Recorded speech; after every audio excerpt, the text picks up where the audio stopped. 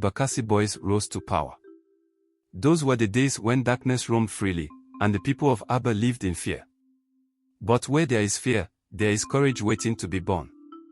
This is the story of how a group of determined young men turned the tide against evil and became the stuff of legends.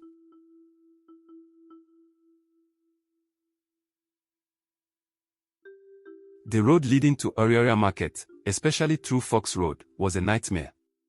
Customers avoided the market, afraid of both the bad roads and the dreaded Umio court test. These criminals extorted shoemakers and their customers, sowing fear everywhere they went. It all started with one incident. A shoemaker, pushed to his limits, confronted a court member. A mob gathered, and in their frustration, they struck back. That day, 3 prominent court members were killed, and their homes were set ablaze. It was the spark Aba had been waiting for. The police were overwhelmed, often accused of releasing criminals back into the streets. The people were left defenseless. It was in this chaos that the seeds of the Bakassi boys were sown.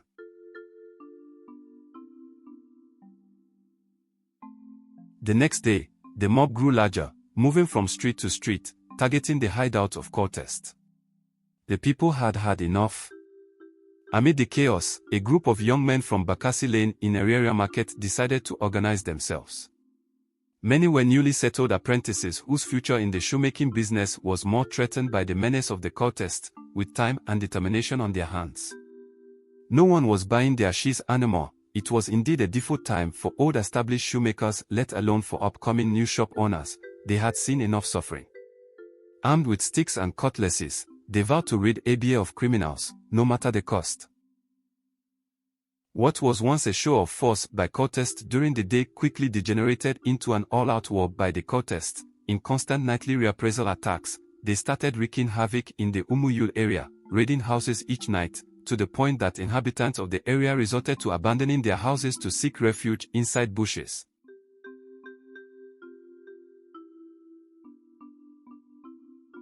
At this time Bakassi boys was limited in day operations, so cultists ruled at night. Perhaps this was one of the reasons Bakassi boys became even more resolute and decided to go into vigilante action full-time.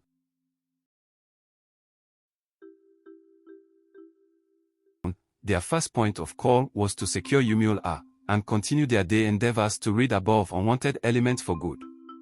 The Bakassi boys were like a gift from the gods. They didn't wait for anyone to act, they took matters into their own hands. For their resolve, people began donating food and even their hunting guns to support them.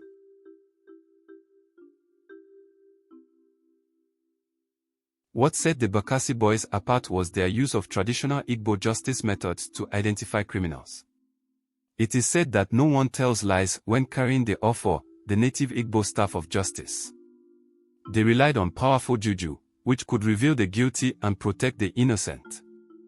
This gave them an almost mythical aura, and people's trust in them grew.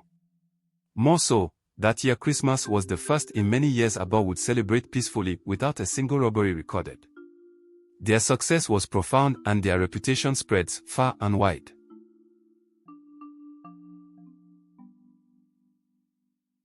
Neighboring towns began calling on the Bakassi boys for help.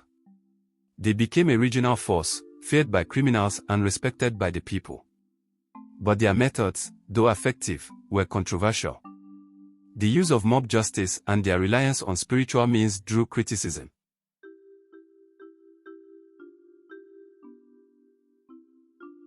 It wasn't until the governor of Abia State formalized their activities that they became known as the Bakassi Vigilante Group.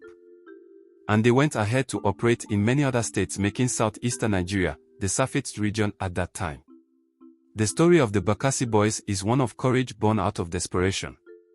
They were not perfect, but in the darkest days of ABA, they were the light that guided the people back to safety. Their legacy remains a powerful reminder that ordinary people, united by a common cause, can achieve extraordinary things.